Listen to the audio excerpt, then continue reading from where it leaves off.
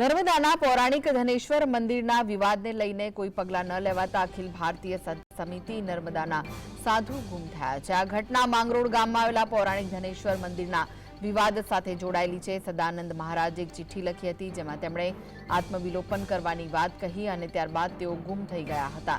આ ચિઠ્ઠીમાં તેમણે જણાવ્યું કે મંદિર પર જાનકીદાસ જતીન શર્મા દ્વારા ગેરકાયદેસર કબજો જમાવવામાં આવ્યો છે, જેના કારણે તેમને માનસિક ત્રાસનો સામનો કરવો પડી રહ્યો છે। તેમણે આક્ષેપ કર્યો કે જાનકીદાસ વારંવાર ઝઘડા કરીને પોલીસ અને પ્રશાસનનો દુરુપયોગ કરે છે અને રાજકીય સમર્થન ધરાવતા જ્યોતિર્મયાનંદ તેને ટેકો આપે છે।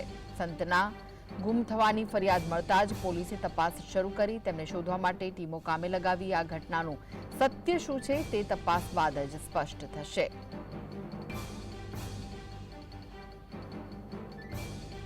તો ધનેશ્વર મંદિર પર ગેરકાયદેસર કબજાના મામલે આ સમાચાર સામે આવ્યા છે।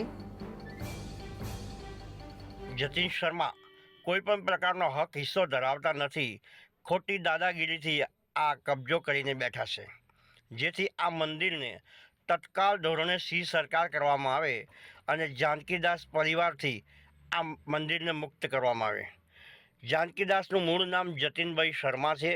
એ પરિવાર સાથે રહે છે અને આ મંદિરમાં આવતા અનેક ભક્તો સાથે ખોટા આક્ષેપો લગાવીને ધર્મ મંદિરને વિવાદમાં ઘસેડી લઈ જાય છે, જેથી મંદિરની સ્વચ્છતા, પવિત્રતા અને શાંતિ ખલેલ પહોંચે છે।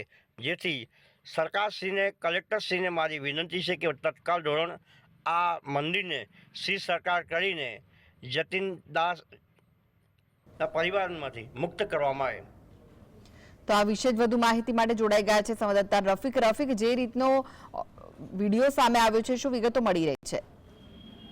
નર્મદા જિલ્લામાં સંતો વચ્ચે વિવાદ હતો અને હાલ જે ઘટના બની છે એક સંત ગુમ થવાની, જેની તપાસ હાથ ધરવામાં આવી છે।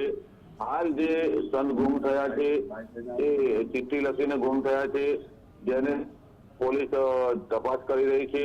જે ઘટના બની છે જે ઘટનાને ગંભીર નોંધ લેવામાં આવી છે।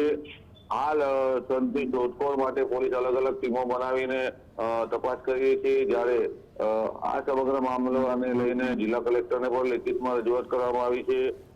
આ જે વિવાદ જે છે તેને લઈને પોલીસ પણ ચોકન્ની થઈ ગઈ છે, કારણ કે આખી ઘટના છે તે રાજકીય વર્ગ ધરાવતી વ્યક્તિને સપોર્ટ કરતા હોવાની વિગતો આવી રહી છે। હાલ તો જે ઘટના બની છે તેને લઈને અલગ અલગ ટીમો તપાસ કરી રહી છે। આખી વિગતો પોલીસ જ્યારે તપાસમાં શું બહાર આવે છે તે જોવાનું રહ્યું, પરંતુ હાલ એક સંત ગુમ થયા છે, જેને નર્મદા જિલ્લામાં ખળભળાટ મચી ગયો છે। જી, આભાર રફીક સમગ્ર માહિતી આપવા માટે।